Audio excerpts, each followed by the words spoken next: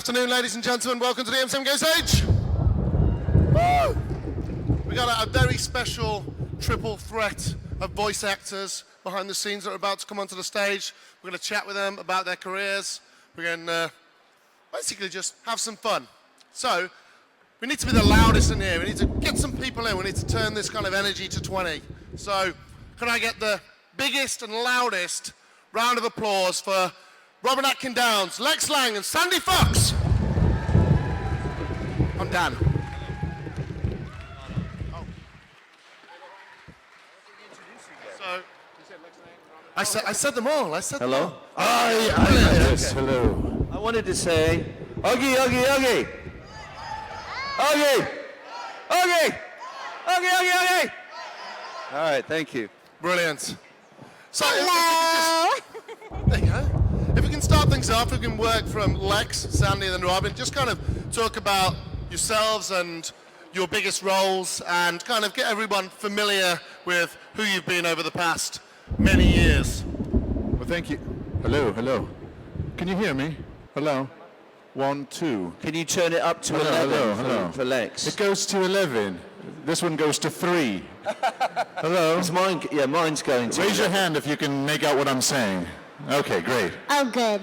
So my name is Lex Lang, and we're talking about gaming today, so I'll tell you a few things I've done. I've been Han Solo in a lot of the Star Wars games. I've been Dr. Neo Cortex in the Crash Bandicoot series. I've been in Saints Row and Transformers games, Resident Evil, Dynasty Warriors. I was just in Titanfall. Have any of you played Titanfall? So when you're playing that, when you hear the artificial intelligence go, "Your Titan will be ready in 3 minutes." That's me all through the game. And let's see, what else have I done video games? Lots of Star Wars, Mass Effect 1, 2, and 3, Saboteur,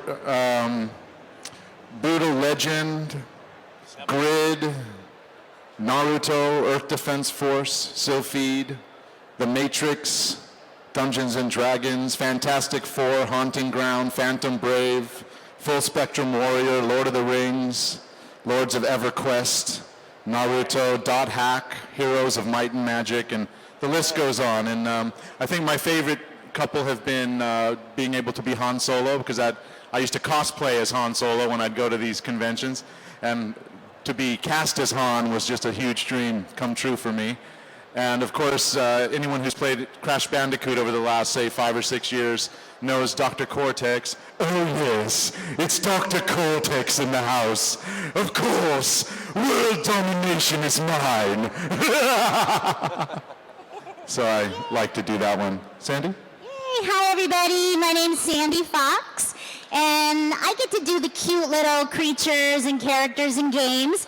Some of the games I've done is Dot Hack, Infection, Mistral, Mutation, Mistral and A20. Also Asia and Dot Hack GU, Volume 1.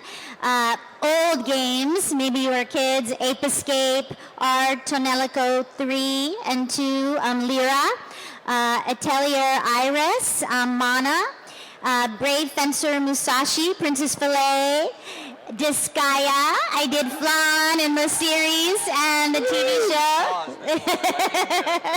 Love Justice Flan.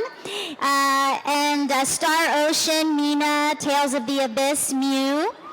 Yay! And most recently, Cylindria and Pac-Man and the Ghostly Adventures, and Pishi and Yellowheart and Hyperdimension Neptunia. So, lots of fun. Thanks. Wow. That's a lot. I'll do a couple of voices and see if you can guess. My friend. Can you turn me up a bit, please? Hello. Check, Maybe all of us just a tiny bit louder. My family was butchered by Hellspawn. Nobody? Demon Hunter. Oh, you got to turn it up. Turn up the... Does it go to 11? That's it. Okay, I've done Orcs. You don't need to turn it up for that. Lots of Orcs. Slick Snick. There we go. Now I'm up. Demon Hunter. in Blizzard. I've done lots of stuff for Blizzard. Diablo only works in World of Warcraft. We've done World of Warcraft. World of Warcraft, Skyrim. I play Brynjolf. You might have married me in that. I play the medic in Team Fortress 2. Nein, play Archimedes. Hoodloop in the Skylanders.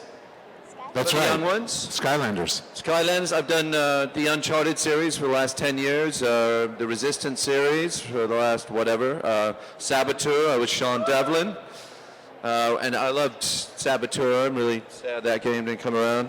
It goes on, you can see my list on IMDb. I've been doing them since we've been doing hundreds. Check out our 18 years worth of games on IMDb. It's hard to remember them all. So that was a few hundred between you, like that. Probably 300 or 400 A few between hundred. us. So, Robin, you played a few roles in Metal Gear, I do believe. Yes. Oh yeah, Metal Gear Solid, yeah, we've done. We both did something Yeah, there. I'm sure Lex and I both started off saying, what was that? I think I heard something. So then I've been fortunate to work as Miller on the last couple. There's the medic!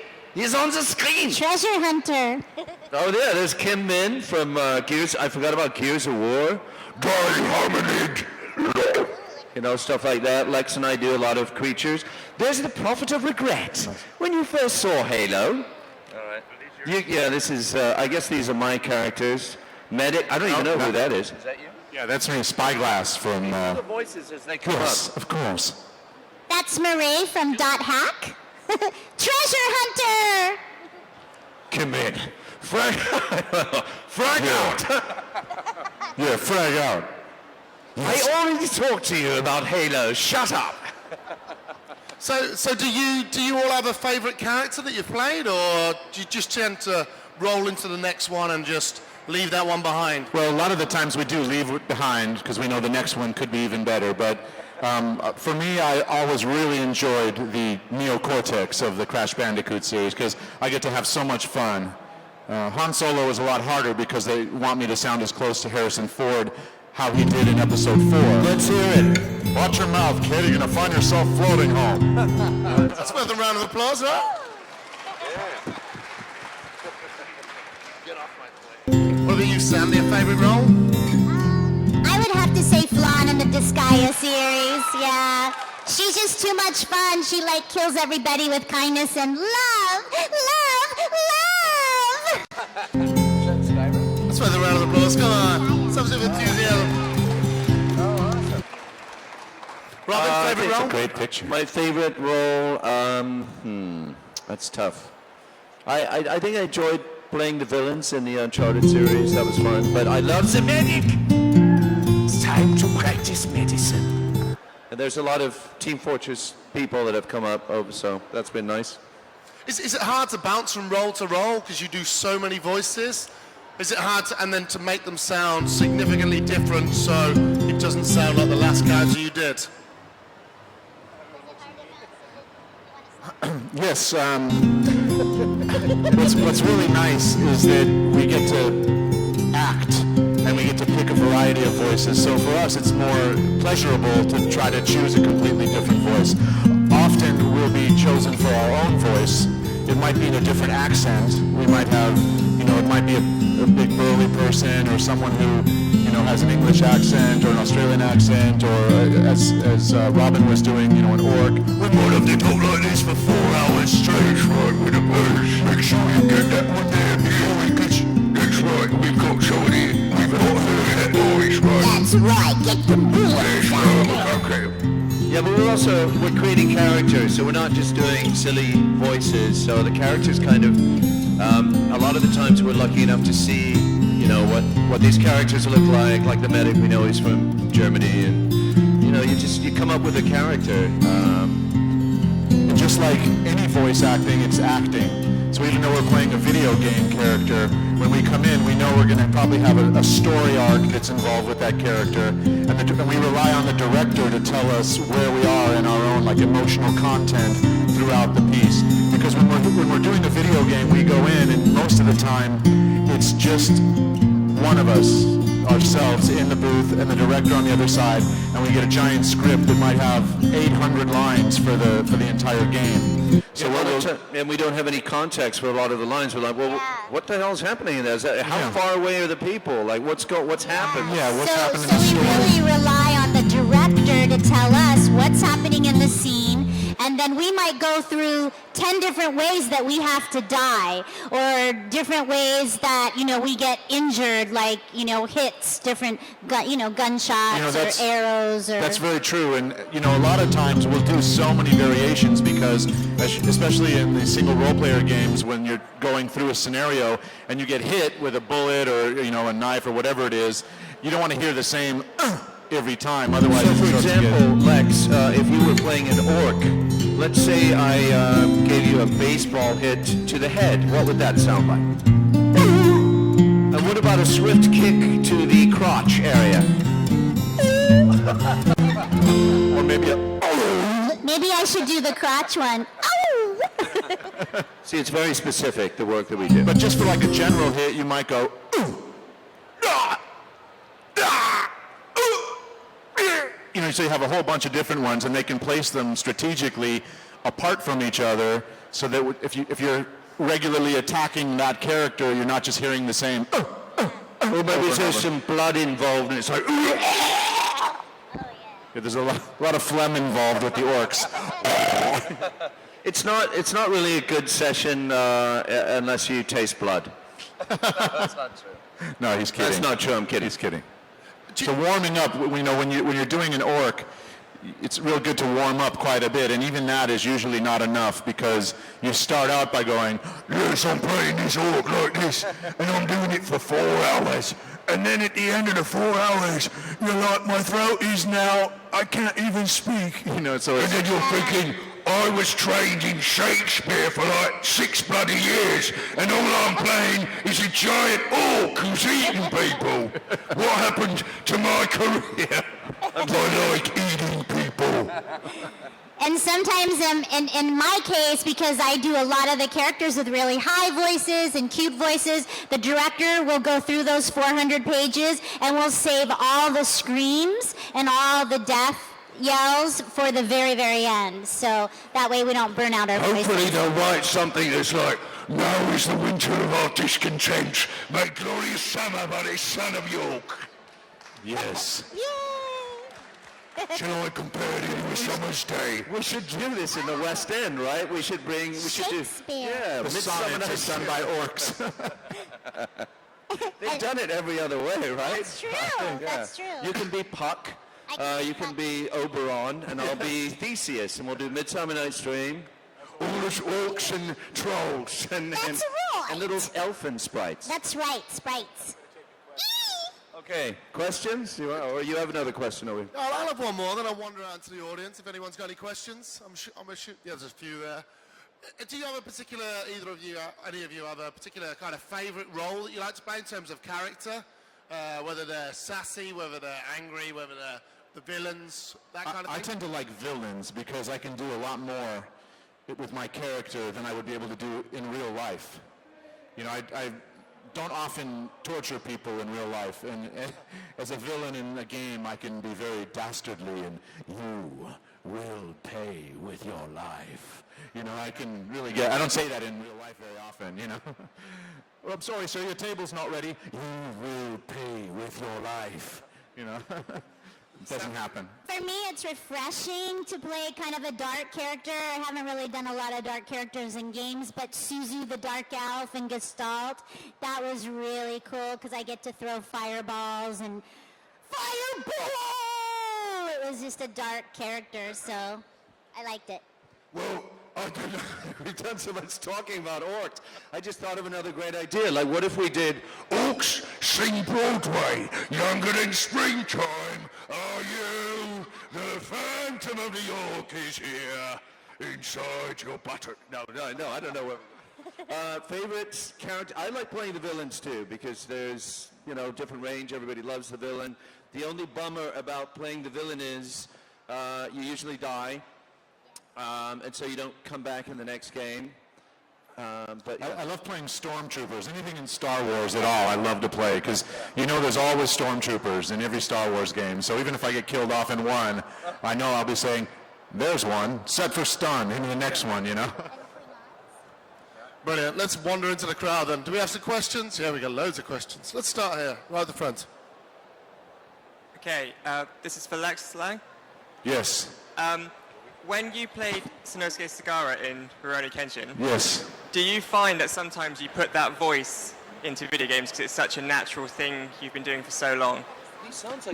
What is the question? Do you find that when you did that voice for so long for Sanosuke, you put that into video games because it's such a natural... Do I put that into other games? Yeah. Yeah, often we'll be cast just for our own voice. I know we're doing a lot of characters and orcs and all that here, but a lot of times we'll have an audition where we're just playing a bounty hunter or we're just playing a space pirate or somebody, and they just say, just be your voice, but create the character with your voice. So I might be doing a character and it just sounds like this.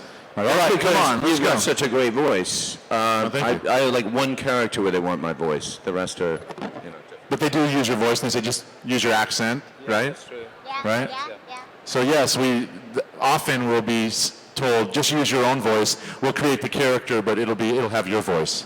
Stick to your own kind. Stick to your own kind. Sorry. West Side Story, orcs. The orcs are gonna have the night tonight.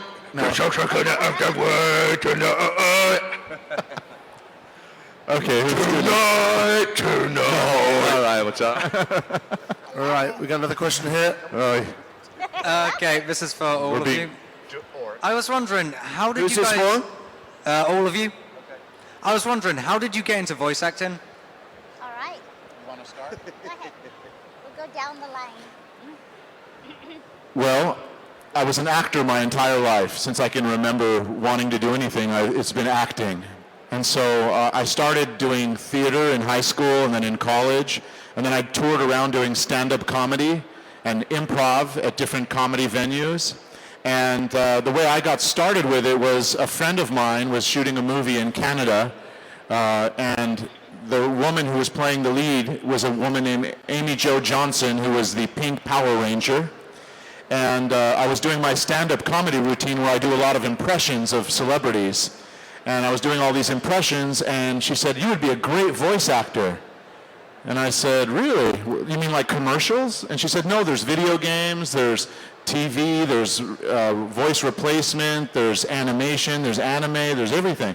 So I started on the Power Rangers doing background voices, usually just they have crowds of people running away from the big monsters. I was one of those people, running for my life. And I begged the producer to have a line, like one line, please. And he gave me the character Louis Kaboom was the name of the character. And all Louis Kaboom did was run around and go, "Louis Kaboom!" over and over and over, like 100 times. He never said anything else. And that was how I made my start. And then I met Sandy, who's also my wife, 18 years ago. And thank you. Yes, she was lovely. I met her 18 years ago, and she introduced me to an agency. She was with a very big agency, a voiceover agent, like, actors have agents that get them auditions and things. And she got me a pager back in those days when we didn't even have, the killer cell phones like now. And we had a pager, and when I was a little kid, we had pagers. And people would call it, and you'd go to a payphone. Anyway, so she got me started, and she helped very much. So Sandy and Amy Jo Johnson were my two greatest muses for getting me started. I was an entertainer since I was 14, and I was working in theme parks. I worked in a local theme park in Pittsburgh, where I'm from. And then I started to work for Disney World in Florida. I was a singer, dancer, comedian down there. And Disney would often ask me to replace a voice, Mickey or Minnie, for a parade. Oh, gee, wow, thanks. I love you, bye-bye. And so, and they used to to get phone calls from people and kids, and can you please talk to them, Ms. Nikki? We can't get them off the phone. But I took a voiceover workshop from a director named Sue Blue, and that was in Orlando. And I was singing with a 1920s orchestra as Betty Boop, and I was singing all the songs of Betty Boop. So I ended up getting a job in LA as Betty Boop for Universal Studios Hollywood and touring the world as the living Betty Boop. And my first job in LA was on The Simpsons. So I started working on The Simpsons for 3 years, and then King of the Hill for 7. And I did all the extra kids' voices, and that's kind of my break in LA. So. Yay! That's very interesting. I started out, I was a theater-trained actor. I was in Philadelphia. I got my master's, and then I got my equity card, and I thought I was going to do theater. But I always wanted to be involved in television and different forms of media. So I came to LA. I've been doing some television, and I always wanted to get involved in voiceover. And I basically just started to put together a reel, got in my closet and, recorded a demo and just sort of, it didn't work out that way. I had to get a good producer. I took a class with Cynthia Sanger, who was a friend of Sue's. But I guess what I want to say is if there's anything that you dream of or anything that you want to pursue, follow your dreams, because this was just a dream for me. I had no idea that I would have the talent to do all of these different little niches in the business. And I was just passionate about it, and I just worked hard and learned and listened to people that were working in the industry, and I feel so lucky that I've been a part of this world and working with these guys. Yes. Brilliant. Thank you. There you go. Nice warm round of applause. Here's another question. We'll get you up front here in a second. You can put your hand down. We'll catch you in a second. Yeah, hello. I would like to say if you go to an Orc Shakespeare company, I would like to see that very much. Yeah, I would like to see that. Okay, good. I was just wondering, if you are doing multiple characters on a game, how complicated for you is the recording of those voices? Do you record one character followed by another, or is it a lot more complicated? I don't know. If you're doing multiple characters, how difficult is the recording of that? We do each character all the way through, one at a time. So we don't have to jump back and forth. So if we're like this, doing this, and then we've got another character that's like this, we don't have to jump back and forth between the two. We'll do the least vocally stressful character first, and then we keep adding to the stress on the vocal cords as we finish the session. Because if we do an orc for an hour, then we might not be able to do this guy after that. Like the orcs. I know. So yes, we do them separately, and we go through the whole character before we start the next one. All right. And there's a gentleman up here in the middle of this guy. Hi, I'm studying drama at university, and I'm writing a dissertation. Yes, and you're speaking the Queen's English too, darling. Very good.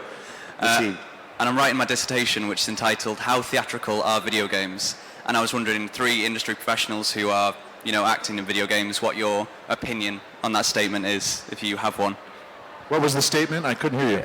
The question was, how theatrical are video games? And I would say there's certainly, I think if you had a theater background, it helps, because there is a certain heightened quality to it, even though it's, we're portraying real characters like, on television and film, but there is something a little more theatrical to it. And there's also, there's something like on film, you get to use your face, and you actually, you get to use your body to express things. In voiceover, you get to express through pausing, through enunciating. There's lots of different techniques that you learn. But I think it helps to have a theatrical background, definitely, if it's something that you want to get into, voiceover. And especially, I was going to say, especially for the mocap stage, too, because mocap is a mixture of all of the mediums. That's motion capture, for those of you. Often in games now, we'll be hired to do motion capture and the voice acting at the same time. So we'll be in a giant green room, basically, with a sword or a gun or whatever, and we'll be actually doing the acting with the other actors. If it's a mocap session, otherwise we're by ourselves, like I said earlier. But yeah, especially in mocap, having a theatrical background is very, very important. I also believe that improv, if you can study improv, that is the most important tool that you could use, because we don't get to see the scripts before we come into that room. And it's so helpful to be able to create that character right on your feet and feel confident and trying many different ways until you find the voice of that character. So improv just gives you the freedom and the confidence to really create on the spot. And I've studied improv even since high school, in high school theater, and I feel it's one of the most beneficial tools to an actor in every realm. So. Brilliant. We're going to head down to the front for more questions. This gentleman here. You sound like Jason Statham, mate. A general question. Do you play any of the games for the characters which you voiced? Do we play any of the games for the character which you voiced? We do. It's research, right? It's research. We have to do it. We do, but I realized, I'm not that great of a gamer. And so often, some of the voices I do are like near the end of the game, and I spend days and days trying to get to the voice. But yeah, we play the games. Some of them are really fun for us. The Star Wars games are cool. The Crash Bandicoot stuff for me, really a lot of fun. Titanfall is really pretty fun. We play a little bit. Some together. We've played a few together. When I first started working in voiceover, one of my first jobs was playing Prince Stefan in the Barbie games. He was very just a regular voice. And so I wanted to check it out. So I brought the game home, and I was a little embarrassed. I started, I had to decorate Barbie's palace, and I had to go out in the garden and play with butterflies in order to get to this part. And this plumber came over, and I was in the middle of the game. I was just about to meet the character. And so I shut off, after 2 hours, I had to shut off the computer because I was embarrassed. And when I turned it back on again, I had to start all over. So I was like, But no, I like to play if I have the time, but it's hard to find the time, yeah. We're going down the front now again. Here we go. Hiya. So you've played the games. In either the game, also in your case with anime as well, are there any plot lines or lines that you've cried in? Because you emotionally, like for the characters and stuff. I definitely have had some emotional moments. I had one in the last Peace Walker Metal Gear Peace Walker game with Miller, because like Sandy was saying, we're reading a lot of this stuff cold, so you don't know what's coming up. And I read this, he was talking about his life, and he was in Japan, and you found out some horrible things about his family, and some of the things I connected to in the moment, and I found myself getting emotionally involved in. I mean, you do, because you're portraying the character, and so, yeah, sometimes it's hard not to get... And sometimes, I mean, one thing I would say is that we express a very wide range of emotions in the games that we do. And because we're acting, most of the time, especially because it's only the voice that you're hearing, we will sort of boost the emotion so that you can really feel the tears. You know, like if I were really crying, I might not be going, you know, I might not be doing that, you know, in real life there. I might feel the emotion as the actor, but you have to boost it a bit so that the audience who's hearing it can connect to it when they're watching and playing. So, but yeah, a wide variety, joy, pain, sorrow, we go through them all. I actually heard, this is a funny story, but a friend of mine went to this funky theater school, and his teacher told him that if he had a problem laughing or crying on stage, that he should do it to the beats of Oh Susanna. So if you were going to laugh, it would be like this. Or if you were crying, it would be like...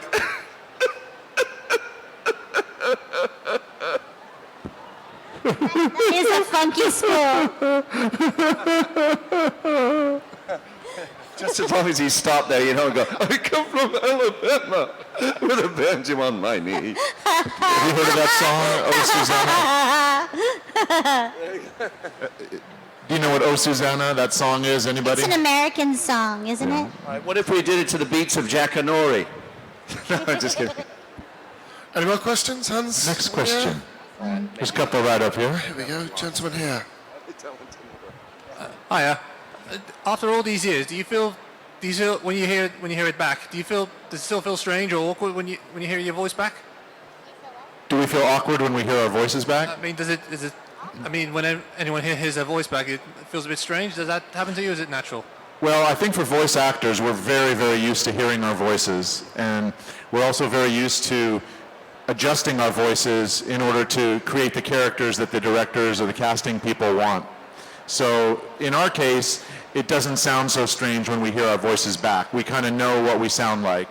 So we don't feel... Except for me. I personally, in my head, I sound much lower. Like Kathleen Turner, like, I sound down here. So, yes, in my head. In her head. But for the most part, we're pretty comfortable with hearing ourselves back. Yeah, we're used to it, watching it. What about you, Robin? Are you the same? Do you get weird hearing your own voice back? Well, this is my real voice, so I just put on the other one. No, not Your really. human voice. You wear your human voice. Oh, yeah. I'm actually a vampire. This is a fake. Anyway. Fair enough. Questions? There was one down here, was there? Oh, it was over there. I'm getting a good workout. Who's got another question? Here we go. Hi, I was just wondering what's the ratio between mocap you're doing and the booth? How often do you do motion cap? Oh, motion cap. 99, for me personally, 99% in the booth with a director in front of a microphone. Yes, I think I've only done one motion capture, and that was for a TV series. I've been lucky to do a lot of motion capture projects, but usually they're a week here, a week there. It's not a constant thing, so I don't know what the ratio would be. I do a lot of stuff in the booth too, but I hope the mocap projects keep coming and more video game companies are able to afford to do the mocap process because it's a much more real experience, a more organic experience as an actor to work opposite another actor, not, just like a film or a television program. Good question. Which do you prefer, mocap or in the booth? I like it all. I mean, I love working on animated series because I get to work with colleagues and we get to laugh and have a good time instead of working alone. I like the alone work too because it's really quick. You're in and out. I like it all. It's great. I mean, we're all really fortunate to work in a lot of different areas of voiceover, and it's not a very easy. It's not easy to get into. There's a lot of competition, so we've been very fortunate. And Robin and I also do a lot of voice work for movies. So when you see that there are not only orc-type creatures, but when there's, could be any kind of creature at all, we get hired to do those creatures a lot. I do very specific. I was cast for Wreck-It Ralph, and I did all the extra candies and little teddy bears and gummy bears and things. And then also Maleficent, even though it was uncredited, we did the fairies that kind of swam through the sky and the water sprites, all the pixies and the trolls in the mud, them throwing the mud. So, and that's a different kind of acting. Again, it's on the spot. Improv really helps. But they'll say, okay, now you're trolls and you're in the mud pits and you're playing and fighting, like having a food fight. So we kind of go into that. But it's a lot of taxing on your voice, a lot of screaming, yelling, laughing. Yeah, I was just going to say, we're trying to keep this is mainly on gaming, but there's a lot of different areas of voiceover. There's promo, there's trailers, there's voice matching for films where you're matching celebrities. Wow. There's background, Christopher Walken. Wow, here, MCM, crazy. Yeah, or if you're doing like Stallone. Arnold Schwarzenegger. Owen Wilson. Yeah, I would never do that. You're my compadre. You're my bread and butter. Yeah, there's voice matching, there's cartoons, there's what else is Anime, there? dubbing. Anime, yeah, dubbing. which is very technical. creatures in movies. Like I just did the Planet of the Apes. Anyone see that? Planet of the Apes movie? Planet of the Apes? You were awesome. One person, okay. 2 people, great. We do all the primates. So like besides the main characters like Andy Serkis and a couple of the other main primates, they hire a group of 5 actors to do 300 primates throughout the entire film. And the reason they do that is because they have a library of real primate sounds, but then the actors who are portraying the lead characters are doing kind of a humanistic sound for gorillas and things. And they want to bridge that gap so that it doesn't sound like, oh, this is the real one and this is the actor one. So they bring in actors who've studied the real ones to bridge the gap. So like an ape might be curious about something and they chuff a lot. They go, or they might be freaked out about something and they start to do this call that's like, so they do that. Yeah. That's what the round of applause, right? We did that for 9 days. We did apes on Planet of the Apes. So I'm yes, going to work in some creature stuff too. Seventh Son is coming out. I voiced 7 creatures in that. Lex and I worked on Aliens versus Predator. What was it? What was that one with the pirates on that crazy ship? Yeah, I don't know. We worked on a bunch of stuff. What was that one where you were like, and I was like, and I did.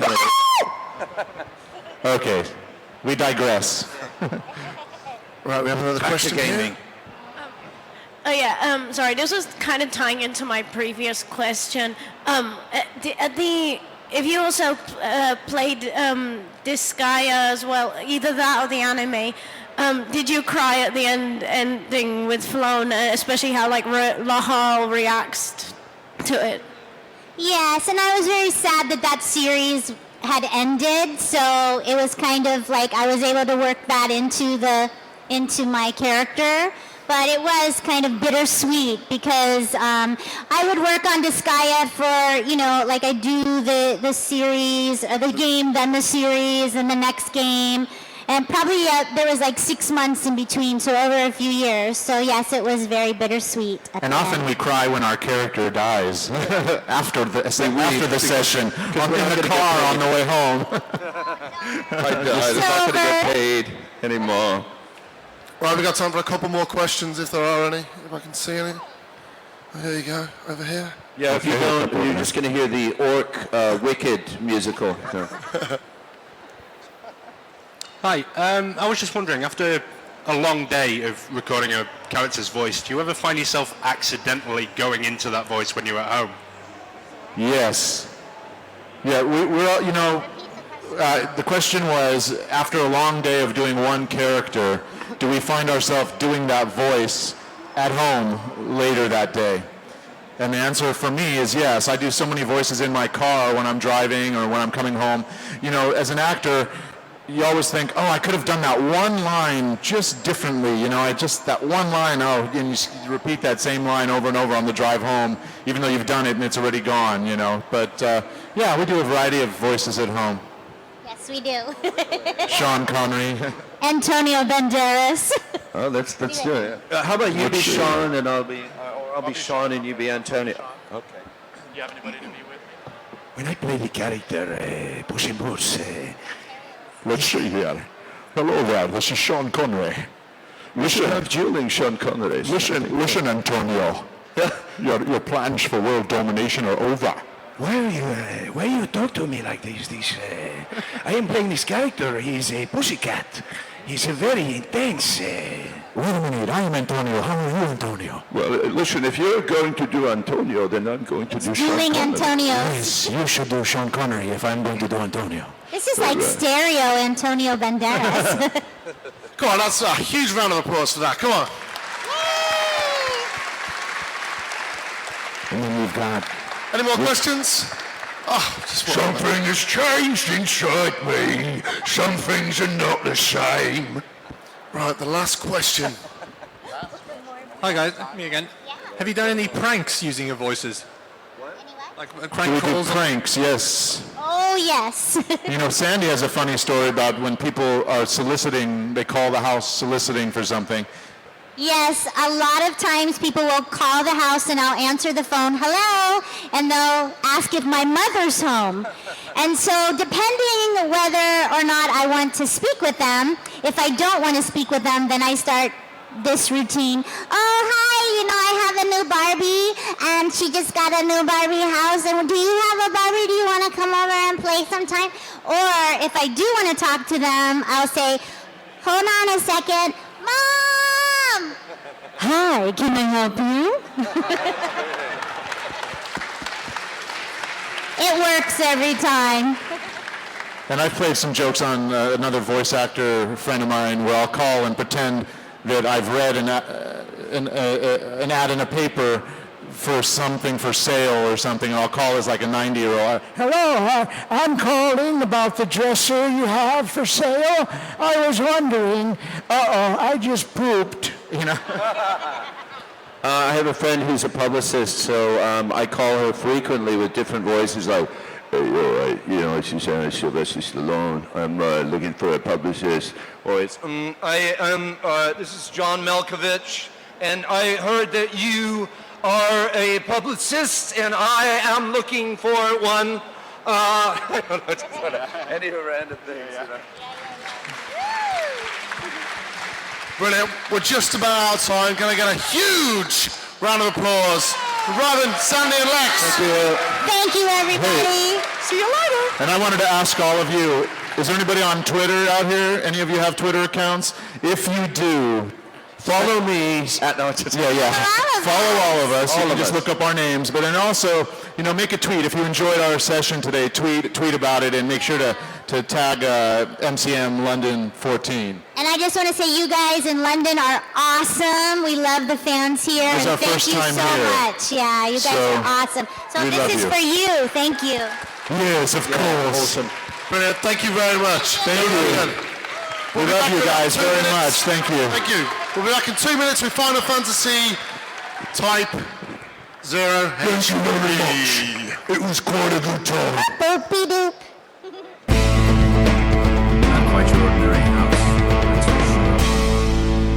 Hey, Whisker,